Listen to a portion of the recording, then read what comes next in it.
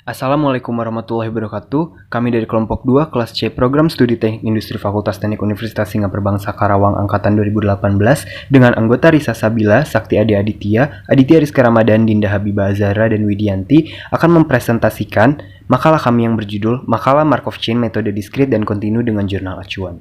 Pada pendahuluan terdapat latar belakang dan rumusan masalah. Pada latar belakang, kami memilih jurnal-jurnal tersebut sebagai acuan untuk kami gunakan pada proses pengolahan data yang datanya kami modifikasi terlebih dahulu.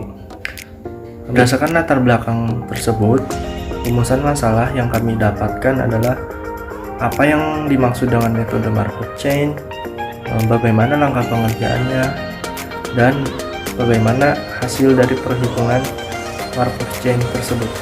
Di sini saya akan menjelaskan bab 2 landasan teori, di mana rantai Markov atau Markov Chain adalah teknik matematika yang biasa dibuat untuk pembuatan model, dan teknik ini digunakan untuk memperkirakan perubahan waktu-waktu yang akan datang atas dasar perubahan waktu yang lalu. Di mana rantai Markov atau Markov Chain ini dibagi menjadi dua, ada diskrit dan kontinu. Perbedaan antara diskrit dan kontinu hanya ada di waktunya, di mana waktu diskrit itu adalah tetap, sedangkan waktu kontinu itu berubah-ubah atau dinamis. Nah, untuk menentukan langkah-langkah penyelesaiannya itu sebagai berikut, bisa dilihat di PPT. Metodologi penelitian membahas mengenai kegiatan dari penelitian itu tersendiri dari awal hingga akhir, serta metodologi penelitian membahas mengenai penyusunan dari laporan penelitian itu dari awal hingga akhir. Serta dalam metodologi penelitian juga terdapat 7 subbab, yang dimana subbab yang pertama yaitu mengenai langkah penelitian, yang kedua yaitu alur berpikir, yang ketiga parameter penelitian, yang keempat tahapan pengumpulan data, yang kelima model acuan penelitian, yang keenam tahapan pengolahan data penelitian, dan yang terakhir yaitu analisa.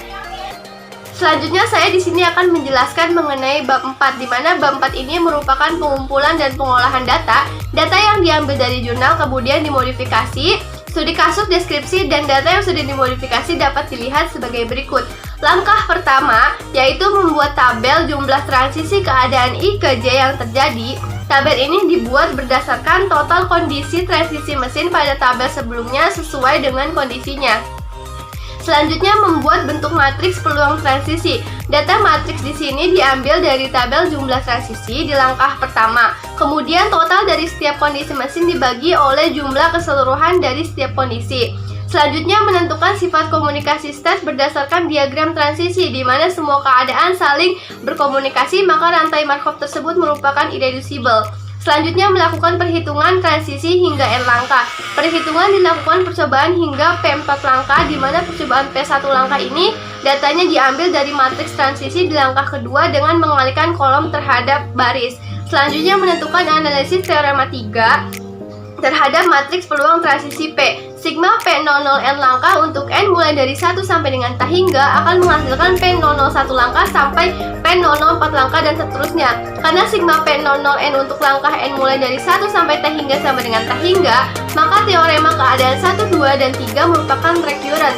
Selanjutnya analisis periodisitas setiap state. Bisa dilihat dari perhitungan tersebut bahwa N lebih dari sama dengan 1 dan PIIN lebih dari 0, maka kondisi tersebut merupakan aperiodic.